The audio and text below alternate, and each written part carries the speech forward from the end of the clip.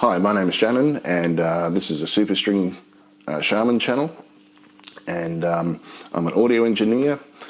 I also used to be a bit of a musician and things, but I'm also the producer of this film, and I've made this film for a few reasons. This is a very short prelude into the film, but I think it's important. Now, this film is based on a little bit of research that I've done on a personality on YouTube called Clif High. Now, Clif High has a particular kind of support network on YouTube, and they've been building this for some time. I'm simply doing this for people who have heard about these webbots, aren't quite sure. I want to show you the personality that's really behind this. I want to show you how these people are drawing a crowd and an audience. Now, Clif High creates what's called the webbots. This is a data program he initially did in around the early 90s because he wanted to make money on the stock market. As time has evolved, he's created all these sorts of predictions and things. A large number of them they claim to be right, but are actually wrong, and have certainly turned out that way. In this video, I'll mainly be focusing on a time period between early 2016 to now, as well as one part that covers in part 2 that will draw on a couple of things from 2012 that he talked about as well.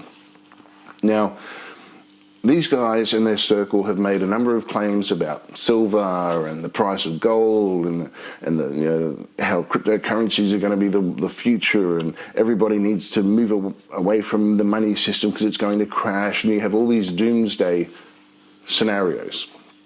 Okay, now I grew up having to hear all that, and it really influenced me, which is why I used to believe in these guys as well until a few years ago.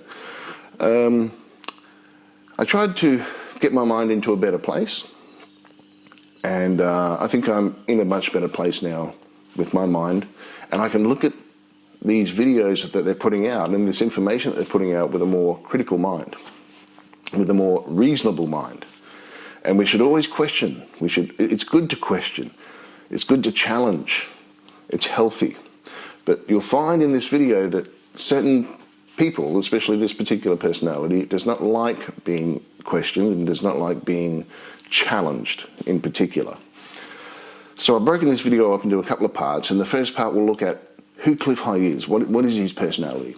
The second part is some claims from 2012 and how they've been manipulated into where we are now, and I'll also try and put up just a collection sort of towards the end of all the statements and how they all fall in. Now, there's so much information here. I've tried to keep it all dense for you. I'll leave it at that now, and I'll let you watch this film, so I'll also be making commentary throughout the film, and I hope this is helpful. Thank you.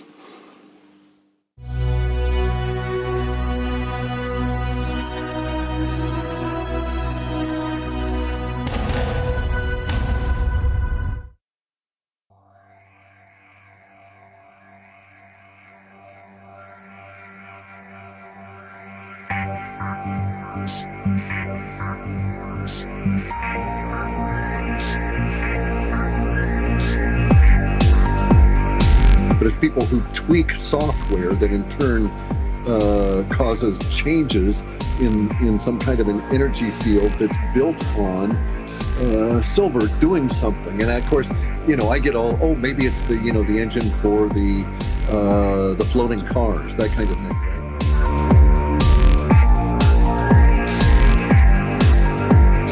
But let me tell you, the same sets about jobs were spot on about Antarctica.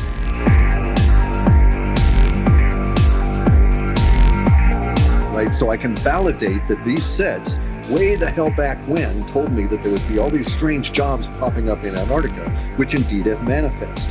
So I give a higher probability that those same sets, even though they have descriptions about jobs about people running anti-gravity forklifts, I bet you those are coming too. Seriously, Clif, you do have some kind of floating vehicles, don't you, in the data? Oh yeah. In the post 2020 period. Okay. Oh man. So that's why Clif High is a coder, a programmer, a computer engineer, a software engineer.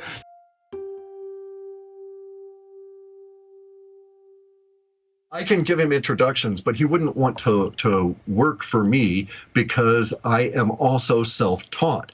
Because I am also self-taught. Because I am also self-taught. So I have big holes in my knowledge, right? And so I will frequently stumble over them.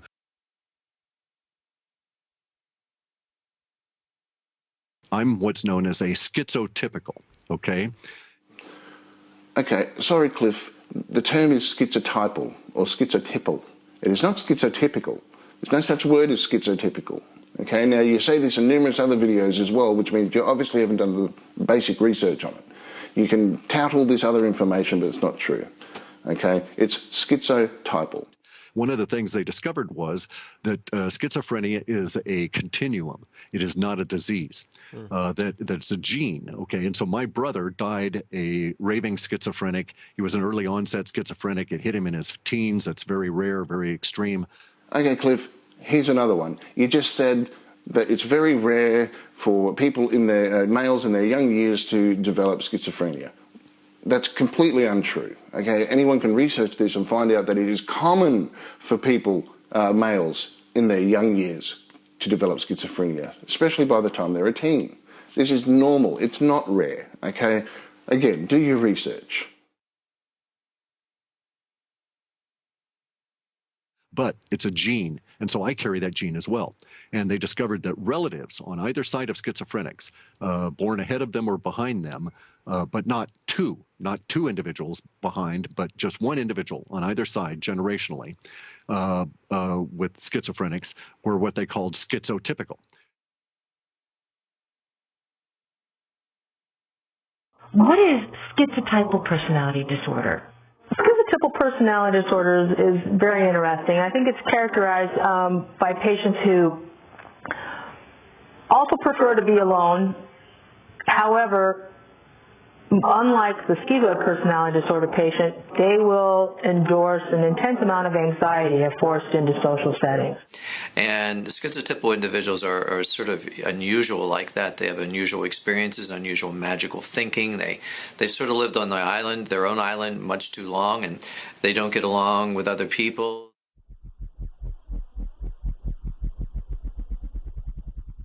And Reggie is getting this platform with Clif, and a lot of Clif's followers have a lot of money. they do, because they follow him because he's a smart guy. But he also knows the business model, and he knows people, and he.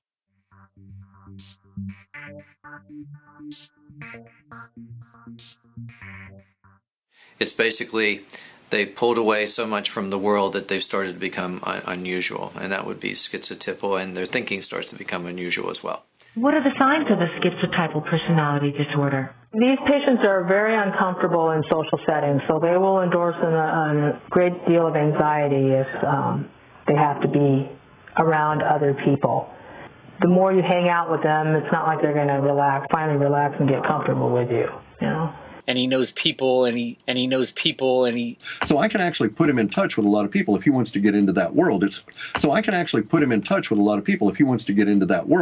I'll give you some introductions to people, and you know what comes of it comes of it. I'll give you some introductions to people, and you know what comes of it comes of it.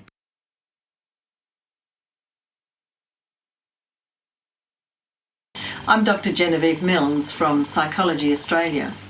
In this session, I will be talking about narcissistic personality disorder. Narcissistic personality disorder is a pattern of self-aggrandizement that demands admiration and yet lacks empathy for others. People say blah, blah, blah, and I say, you know, why should I slow down to try and educate them in the sense that, you know, if you don't know that the moon is artificial, if you don't know that it's hollow, you know, this kind of stuff, I don't have time for you anymore, guy. You're a drag on the rest of us that have got it, and we're moving on. A person with narcissistic personality disorder believes in his or her own importance, and will boast about accomplishments and abilities. Developing that I first found by way of the data, by doing some data mining, and then pursued it because I was quite fascinating. And then pursued it because I was quite fascinating. And then pursued it because I was quite fascinating. I found it fascinating.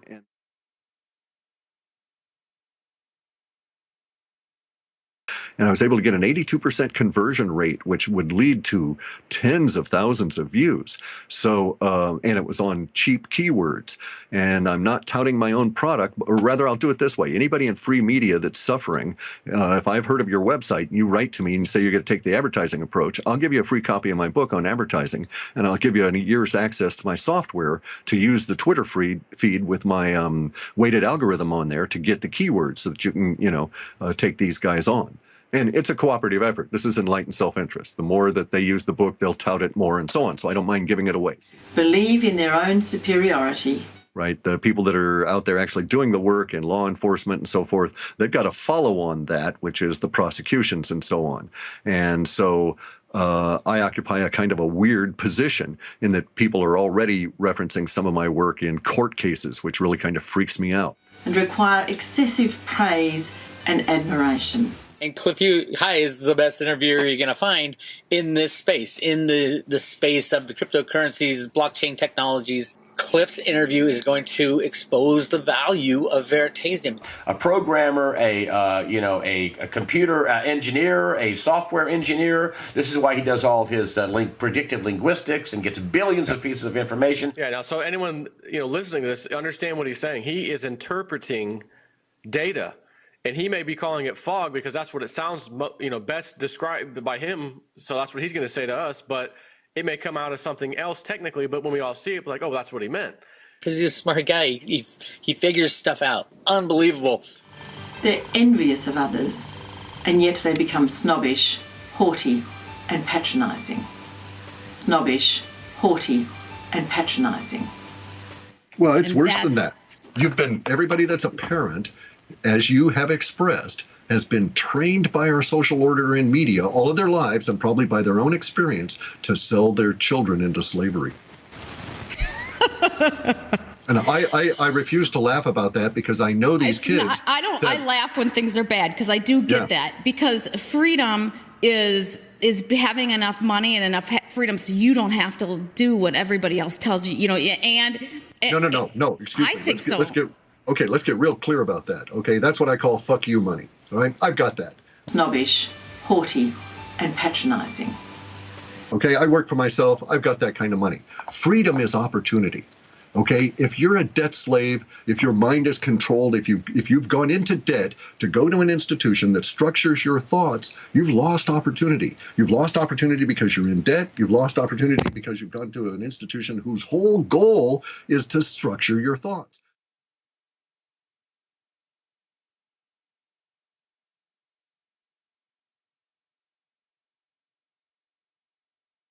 Examine that thought when you think about selling your child into slavery to go to an institution. Would you really like your child to be them, the people that are teaching that child and educating their mind and so on? Do you really want to hang out with these people?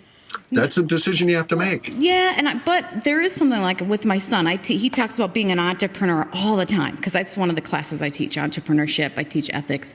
And I teach about free thinking and critical thought and things. And he's always thinking about and I tell him that this is probably what you want to do. When you go to college, though, you want to soak up as much knowledge on learning things, right? You need to learn. And if you have get that out of college, though. You will never be taught in an engineering school. Don't you in an engineering school? No. You're taught to be by rote. You're not taught to learn how. You are never taught how to learn. But you do get the basic skills. You get mathematics. You get. Okay, no, I would dispute that. How many children can even come up? If you had basic mathematics, you wouldn't need to get them in college. Okay.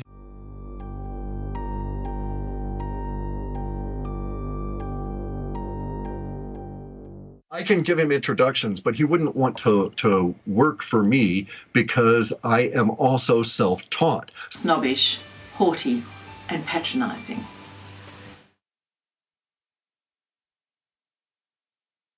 Okay, so we're at section 2 now. And section 2 I'm going to look at some things that Clif High based his beliefs on in 2012. A lot of this is based around Courtney Brown's experiments on remote viewing, where he predicted two outcomes. Both of them would be total destruction. They do make, once or twice, they do make references, say, oh, this might not happen, but my predictions and my webbots say it's more than certainty, and more than chance, and all this kind of thing.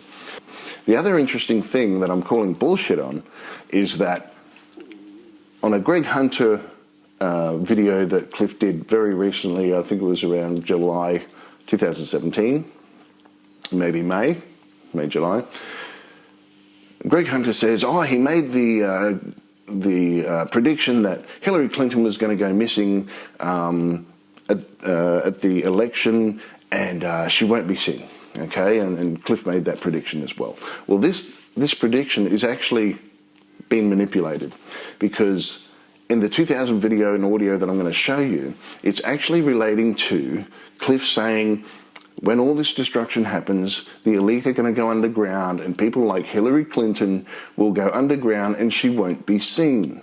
So that whole idea was about the elite going underground and they won't be seen. A number of years later, because all that event didn't happen, he's come around and he's reinterpreted that information to say, well, Hillary Clinton will go missing at the election. And sure enough, she did. She didn't show up because she was throwing a tantrum. Now, those two events, you can't say that is an accurate prediction, because they're not based on the same foundations of belief, especially when they're 5-6 years apart. Okay? Yeah, at least 5-6 years apart. You know, it's insane. You can't put these apples and oranges together. So my point of this video, in this next section, it does get a bit heavy in information, so I hope you can really listen to what's being said, and then I'll go into just the period after this part, just the period of 2016 up till now. Okay? And again, in early 2016, Clif High said, by July, August 2017, the whole economy will be crashed, there'll be no dollar, there'll be no this, and everything will be in disarray, and there's chaos and all that trouble by July 2017, guaranteed. You know? Well, I'm speaking to you now on the 8th of August, and no crash, no chaos. The only chaos is happening in the White House. You know, it's bullshit. And so he's gone on to Greg Hunter just this week. Okay, on Sunday, I think it was Sunday the 5th and 6th of August or something. And they were now talking about the dollar, and I will show this. They were talking about the dollar, and he says, oh no, the dollar will be there till the late 2020s. Apparently along with, like we saw earlier, apparently floating cars and forklifts for Antarctica are going to be coming around the 2020s. And silver is going to play a big role in all of this once it becomes industrialized and people realize the power that you can use silver to make floating cars and all this kind of thing. Okay, it's insane. He's full of shit. You cannot get any more stupid. Okay, so if you want to follow this guy, you need to know the true facts. Okay, and I'm showing you straight from his mouth everything that he's said. Okay, I leave the full conversations there as much as possible, but he does rant on and rave on, so I do have to cut some things out, because the amount of bullshit that comes out of this guy's mouth is just overwhelming. So anyway, here's the next part. I hope that helps, and let's get into this next section. Thanks.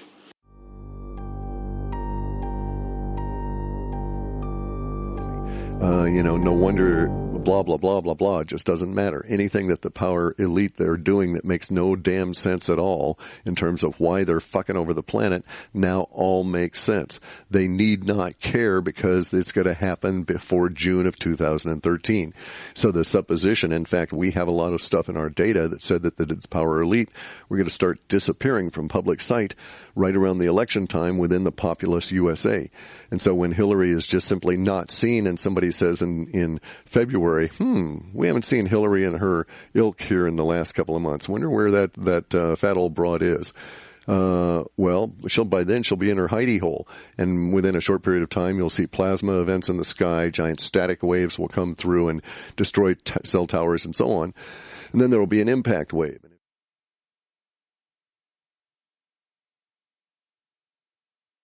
I'm Greg Hunter. Welcome to USAWatchdog.com. With us, our next guest is all about data mining. He calls it predictive linguistics. Before I even bring him on, I want to say he's made a lot of big calls. On the night of the election, he said two big things. He said Trump would win big if they didn't cheat him. He did win big. Considering all the cheating in all the states like California and the illegal voting, he won huge. He also made this prediction, and that was Hillary Clinton. Our data sets say she's going to go missing.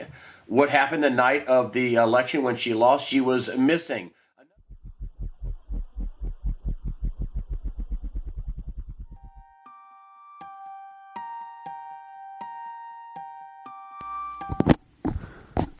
Good morning, in a sense. It's June 16th, 2012. It's 2:51 a.m. This is an unexpected podcast. It's one of those that needs to be done at this kind of time of night and under these sorts of circumstances, apparently. Basically, what's occurred is that I've had a series of epiphanies, and I think I'll end up calling this podcast something along the lines of Now We Know, or at least now we know part of what's going on. A series of events has occurred. It makes sense for everybody to go and validate these events in their own mind, and you can do so, and I'll describe how to go about it, and then I'll explain my epiphanies and how these things all fit in with what's happened with our work here at Half Past Human since 2003 or so. Here's the thing. There's this guy who does remote viewing, and his name is Courtney Brown. If you don't know what remote viewing is, you need to go and check it out. It has a lot of validity. And Courtney Brown has he's a really smart bald guy. And he designed an experiment with remote viewing that not only validates remote viewing as a science, or a tool, or applicable art, however you really want to think about it. His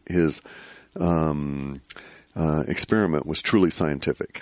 And basically the guy had an experiment that was spanned multiple years, 5 years.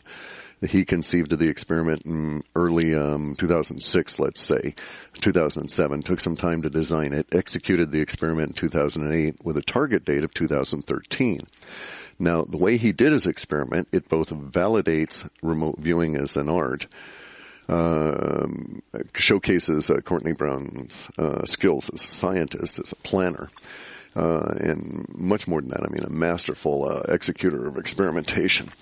And I'm here to tell you why I think Courtney Brown is correct, and then to add an element that he is missing. I'm here to tell you when it'll happen, I think, and why I think that will occur.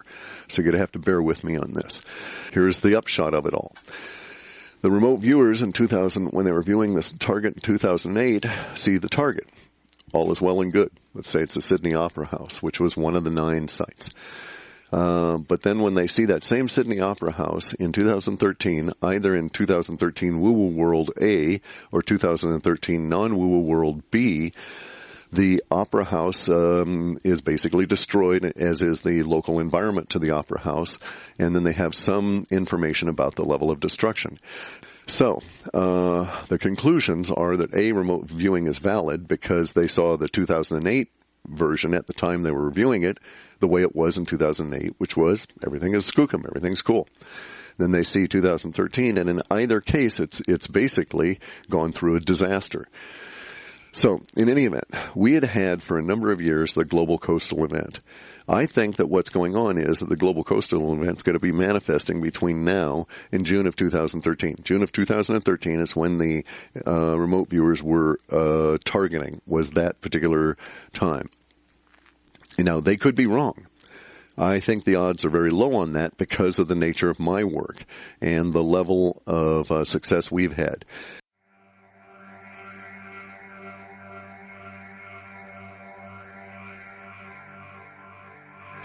Courtney is a mathematician. He is an academic, and that is to say he teaches for a living at a college. which of a necessity makes them vulnerable to any kinds of or other kinds of pressures than people like myself sitting out in the woods might be subjected to. But Courtney's response was that he believes the global coastal event occurred with the meteor strike in Russia. Rather, not the global coastal event, but the outcome of their Farsight 2012 climate study. A couple of things about that. Courtney Brown's work is not a climate study explicitly. I was actually involved in one years and years and years ago where I got paid to do it. And what you do is you sit around and you record vast quantities of facts about the climate, temperature, relative humidity, atmospheric pressures, etc., etc. And that's a climate study. And you apply these to a particular biota that is picked, an ecosystem, and then you study the climate on the ecosystem. That's a climate study.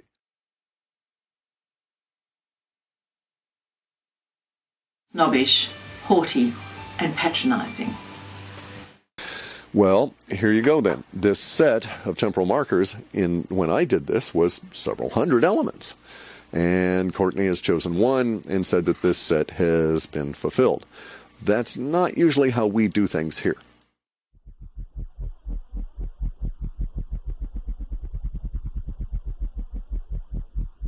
Now, I'm going to be a bit snide and sarcastic and poke the knife in a bit to things and say, I'm not trained. I'm not trained. I'm not trained.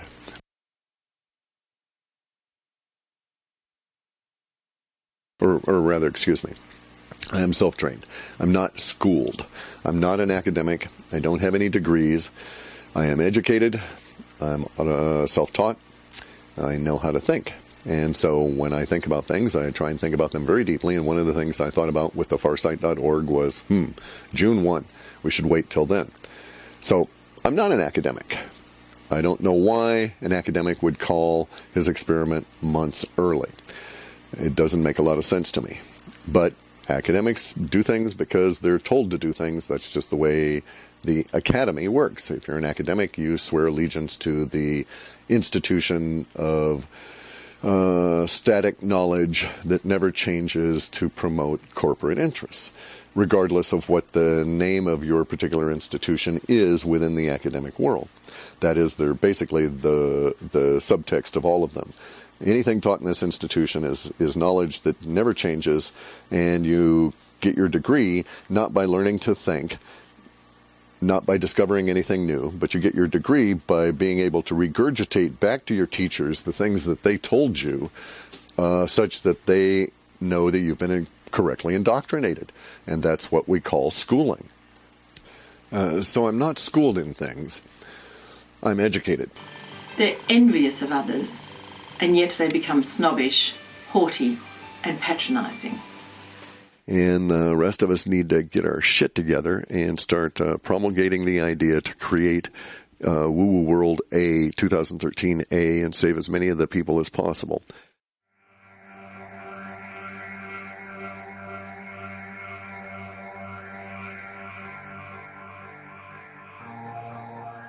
Okay, so we're coming up to part 3 now, and you'll see that so far I've pointed out his identity and his personality type. He doesn't like to be challenged. He doesn't like to be overruled. He doesn't like people having a different opinion, because when they do, he has to challenge it. Okay, he'll always challenge, and majority of these interviewers want to try and have a peaceful interview. Okay, but he has no problem getting hostile and aggressively putting down the interviewer until they agree to what he says. And if you go and watch the majority of these interviews yourself, you will see that they always constantly agree with him. They rarely challenge him, because they all think he's the smartest guy in the world. Okay, he's not.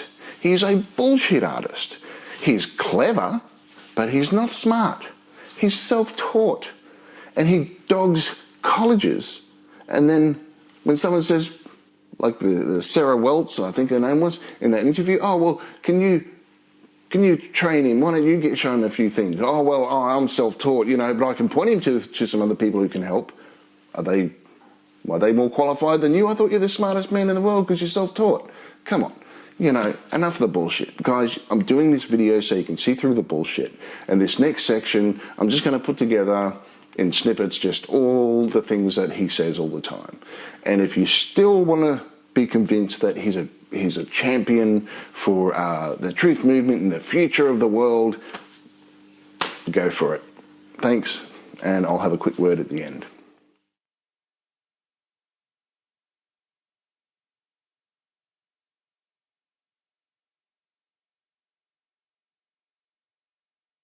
Let's talk about $600 silver, which I think is what the webbots are predicting. And we've had that since 2002, probably, and I first spoke about it on, I think it was Mysteries of the Mind Radio. In 2003, there was a juxtaposition of 20,000 on the Dow, which in 2003 was absurd. Everybody thought I was crazy. I got grief for that for a decade, and I got grief for the $600 silver call.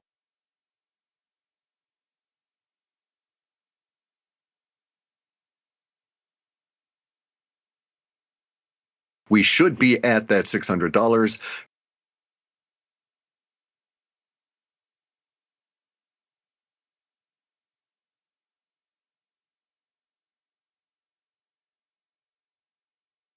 If we were to look at the video and just do the math that he's talking about, we should be well over 600 in silver now, maybe twice that, who knows.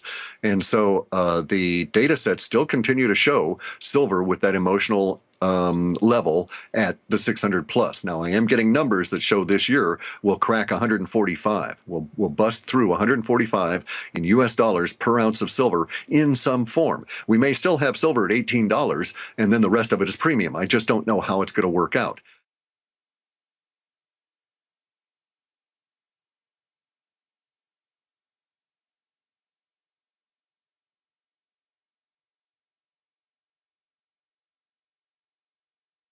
And so that's sort of a temporal marker, this 20,000 Dow, $600 silver, and all of that leads us up into the big moves for Bitcoin early through next year. And we're looking there. The last number I had that was effective, I think, I actually calculated it out because the Bitcoin is coming in yuan. I have to go into a yuan to dollar conversion. So at the time I looked, the forecast would have been something around $13,000 per Bitcoin sometime February, March-ish of next year. I actually don't think that that is a stunning prediction to the degree that I've been following Bitcoin now so closely. Yes, but basically what's going to happen is the silver will break out this year. The manipulation will shift and end for a bit. They'll try and ratchet it back in, and then they'll fight this slippery upward from our viewpoint on price battle as they try and suppress the price, but every day they'll lose a little bit of their ability to suppress, and it'll just keep going on like that through this year. Then as we get up to the end of the year, somewhere, let's say October-ish, we'll get another breakout, and they may not be able to contain it at that point because of what's going to be coming out relative to technology then. And so the desperate need for silver will become dramatically evident to people all around the planet. And we actually have language of a great silver dishoarding over 2018 and 2019 in many Western countries where the governments, and via corporations who are seeking to make a profit, send people out to assay and purchase silver in the form of old silver plate, silver any way that it can be stripped off of anything, even getting to the point of buying old film stock chemicals, these kind of things, just to recover the silver. It'll become that precious as we go forward. So the price would have to be astronomical if they're trying to scrounge, silver off of film. The price would have to be astronomical. Am I wrong? It's got to be at least as high as $600 an ounce because of the relationship of that particular temporal marker and that price that goes all the way back in our data to 2003. And so I think it'll be much higher than that, and it will escalate very rapidly towards parity with gold, and then it will basically get too expensive to use as money.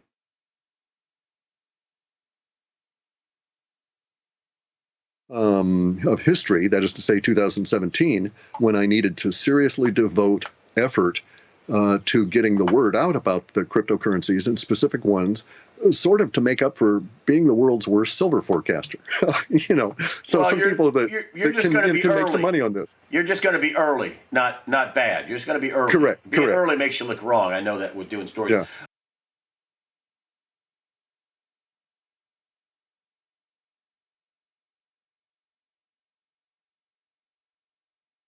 We still have data building for a mega quake in North America that involves, I don't want to say it creates, but it involves an inland sea. Now, it may be that the inland sea is formed before the quake exists. I don't have any way of separating those in the data set, but I'm suspecting we're looking at about August of 2017, and that we may see a quake that goes from basically the far north west of Alaska down through the Cascade Range, jumps across over into the Teton Range, and then down into the middle of the country.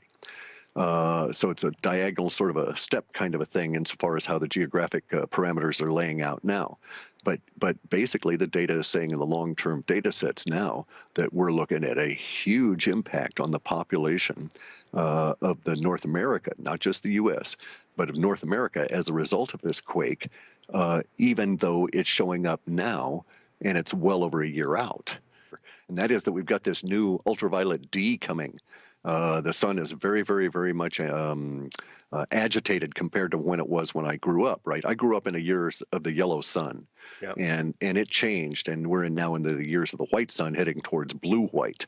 Now, the UVD is so hot up here in the very high northern latitudes and the low northern latitudes of the planet that, for instance, our local pet food store has had to put cardboard and other things on their door handles because they were brass and they're just heating up too much. Wow.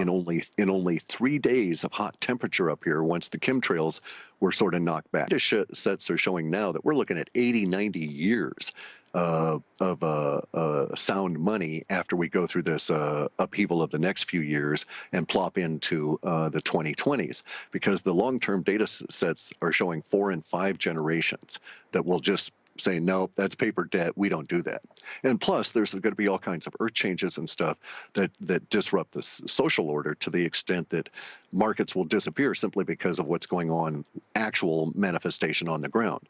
You can't really have a stock market based on a company, as we see with Toyota, if Toyota's isolated by earth changes and can't deliver, can't get products, et cetera, et cetera. Makes perfect sense. The final piece they asked was, do you have any information on platinum? Platinum's really cool. You don't want to mess with it as a monetary metal because the ability, in my opinion, and within the data sets, it shows as being actually, okay, there's platinum's going to find a new niche in these flying cars, for lack of a better word, that's going to start appearing in the 2020s. So platinum will be very valuable then, but platinum won't be a commodity or a traded metal such as gold or silver that you really want to hold on to. So if you bought some now, it may make a rise in value over the next few years, but it's going to be kind of hard to sell when the more sophisticated infrastructure starts breaking down. Because basically, if you look at platinum and silver and you're not sophisticated, you can't tell the difference between them. Sort of makes sense? Yeah. Yep.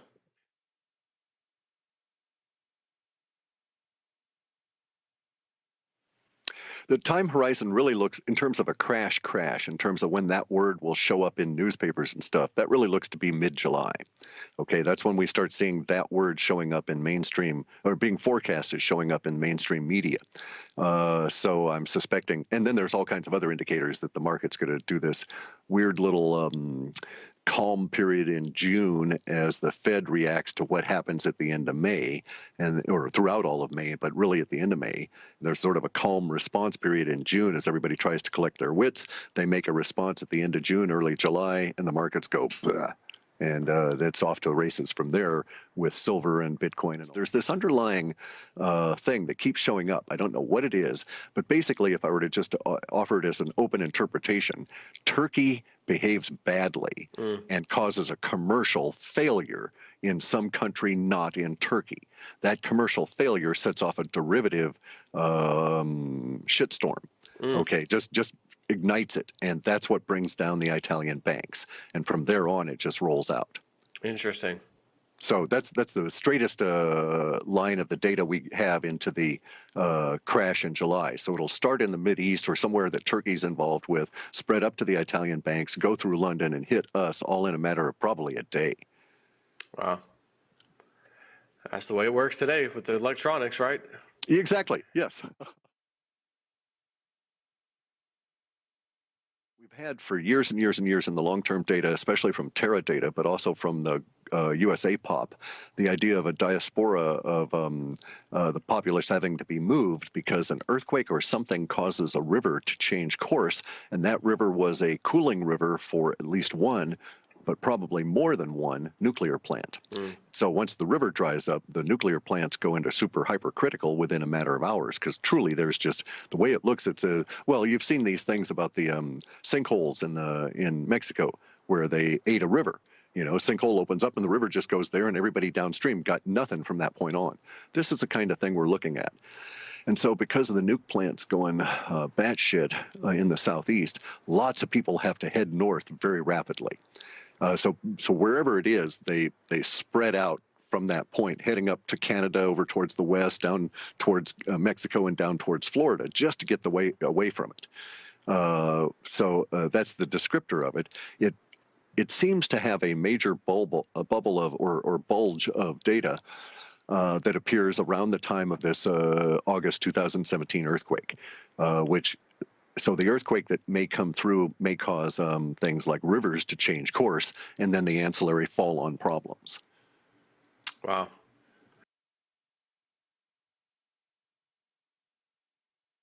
And so gods live and die. Where is Odin? Where is Apollo? You know, where is Shiva, right? And in 65 years, you'll say, where is Jehovah? Where is Jesus? All these gods will have died. They will have gone away. And they will just simply, and we may have other gods at that point. But they will again exist only in the materium. So I have that as an opinion, but it is a considered opinion that's backed up with experience. And I don't want to take up your time on the experience, but I know from years of actual experience, experiential knowledge, that gods don't exist on the other side of the death barrier. And so that's a different condition, different set of conditions over there. We don't have physics as we understand them on that other side, and gods don't exist over there. It's a different sort of a milieu or a matrices. Okay, it's not the materium. So basically, you got to watch out for this. Okay.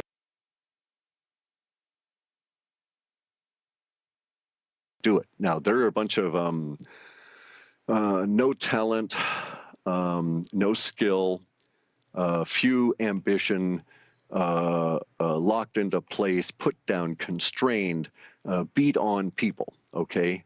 None of which is their fault. And all of it is their challenge to overcome. And once that starts, we'll see things change. It looks like about 2024, there's a real resurgence in energy, if you will, as a lot of these conditions start breaking off on us. And let me tell you, there's nothing that'll get these kids out of their parents' basement faster than that basement coming down in an earthquake. And from then on, they're going to say, oh, I'd better do something. They're envious of others, and yet they become snobbish, haughty, and patronizing.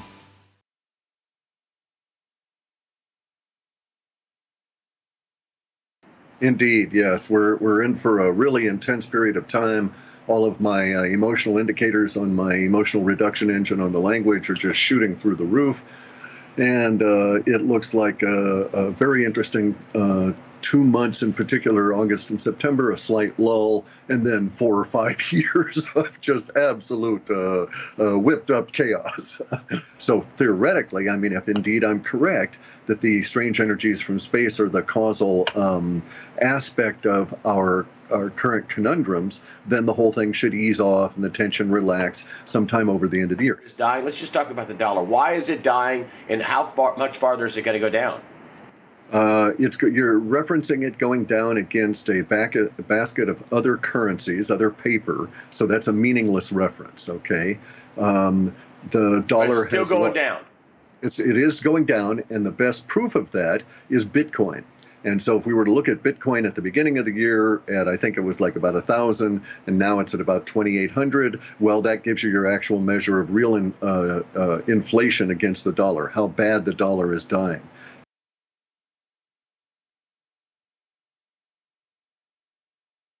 Here's the reason that the dollar empire is dying. There's so little purchasing power within the dollar that it has almost no ability to circulate.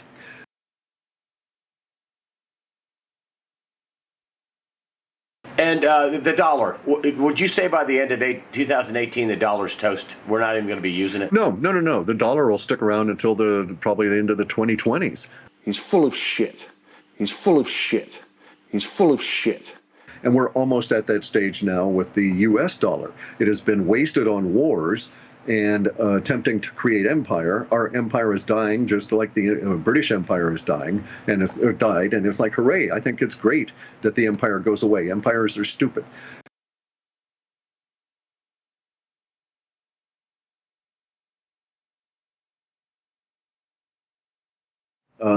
The demand for gold over the long-term data does not show growth. People just won't want the stuff.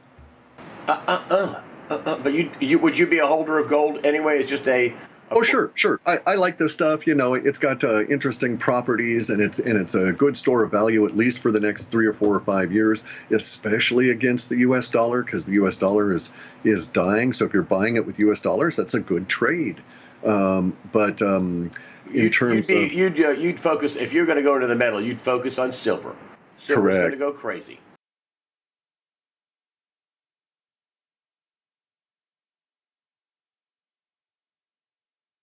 Well, what about the speed of Bitcoin? You know, I had Kevin Lawton on, who was a entrepreneur, and I had Warren Pollock on, and they agreed the speed of Bitcoin was pretty slow relative to it's Visa. Atrocious. It's atrocious, guy. Okay, yeah, so but you have to understand. 7 per second, as opposed to Visa can do 25 to. I've heard anywhere from 25,000. No. That's not okay. That's not a fair comparison at all. Okay. So, but what about the speed of Bitcoin? What about the speed of transaction? Hi there. Well, I hope you've sort of looked through this video with an open mind. This is my closing commentary, and I'd just like to finish by saying that I'm creating this video for people to be aware of who is out there. Why have I said Clif is a scam artist? Because he doesn't tell the truth, and the truth that he believes he tells is a narrative that is based on his own delusions and beliefs and ideas and fear-mongering and apocalyptic end-time stories. Okay, it's simply not going to happen this way. Okay, yes, there are things, we're all facing challenges. This world is going through a whole lot of change, but this world has gone through change very similar to this many times. This is nothing new. It's just a different age. Okay, and we're approaching things differently. We have different means available. We have different abilities. Every one of us has different skills, no matter what race or creed or who you are. Okay, it's just about opportunities. What opportunity do you have? We're in the West. We have much more opportunity than people in Africa. Okay, but people in Africa, once they start getting to a point where they're beginning to innovate on their own, and they can realize that there's other ways that they can do things, and they're already doing this. Okay, but there are times when they're going to need some help from the West. Yeah, and there's nothing wrong with that. You know, are there Illuminati groups and New World Order groups and things? Yeah. Is there a deep state? Yeah, we can all see it. We can all see these things. You don't have to be a complete half-brained moron not to see that there are some really amazing changes going on and some really negative effects and some cabals that are out there that are trying to control things and manipulate. But Clif High is one of these cabals. He has his group, and he's doing everything he can to shape the world and to shape direction and to get as many people on his little disco train of future predictions and computer predictions that he can, okay? Because he makes money out of it. Now, he used to sell his reports apparently for around $300. After 2012, he had to start selling them for $10 to $15 because he was so wrong. Even now, once in a while, but he's finally realised now that he always wanted to have to use his webbots to predict the market. Remember that. And now he has the crypto market. He's doing to the crypto market what he wanted to do to the stock market. He wanted to use those webbots to control the stock market and to make him money. That's what he cares about, money. And now he's doing that. Conveniently enough, what he wanted to do with the stock market, he's now doing with the crypto market, using his webbots to predict how to make money. Okay, and so he jumps on board with all these people about making money and all these sort of things. Making money's good. If you can do it, great. But don't get behind a coin or a crypto or an investment or something just because someone says, this guy's great, I talked to him and it's a great system, it's all go. Don't do that. Use some nows, use your own mind, do some research, find it. Listen to what they're saying, okay? Listen to what they're saying. Now, I'm thinking about doing some more episodes. If you liked this one, please give a thumbs up. I'm going to turn off all the comments because I just want the video to speak for itself. I don't want to engage in arguments with all the naysayers. If you're a Clif supporter, great. You don't have to agree with me or anything I say. You don't even have to watch the video. Yeah, if you're watching now, you obviously did because you were curious. And I hope that I've presented some things that make you think a little bit, okay? But for the rest of you, you know, this video was simply about bringing awareness. I'm not trying to attack people, but you've got to be careful of the lunatics and the bullshitters, you know, and the pumpers and dumpers, okay? Just be careful. There's so many out there now, everywhere. They're on Steam, they're on all sorts of things. And they're really strongly manipulating wealth for themselves, so the rest of us miss out. Now, if you're all for everyone, all the little guy getting wealth, stop crushing us. Get out of the way. If you want to make money, go get a job, okay? Offer your services and let people come and do it, you know, and listen to you talk for 2 hours, you know, and charge, you know, $25, something honest. Not $500 and not $6,000, you know. Don't sell your reports for $100. If you want to put in all that work, that's fine. It's up to you to set your price, whatever you want. But if your normal one's $15 and you say, oh, here's a crypto one, $100, yeah, you get 10,000 people buying that. He's rich, he's happy, you know. But half the time he says he's poor, half the time he says he's wealthy, he's got fuck you money, like he said, okay? Now, you can never get a straight story out of this guy. So at the end of the day, that's where I stand. Please be careful. There's too many shonkies, there's too many fraudsters, there's too many bullshit artists, there's too many pump and dumps. We just want the truth. Now, if you support real truth, then give this video a thumbs up, share it around to people you know who are maybe following Clif High or these other webbots or have heard about it, you know, and get the message out there. These guys are full of shit. They're full of shit. Okay, just stay away from it. Have a good laugh at it. They're mixing some truth and they mix in their own crap, okay? And that's why it sounds influential, but it's bullshit. Anyway, that's me out. Best of luck. See you later.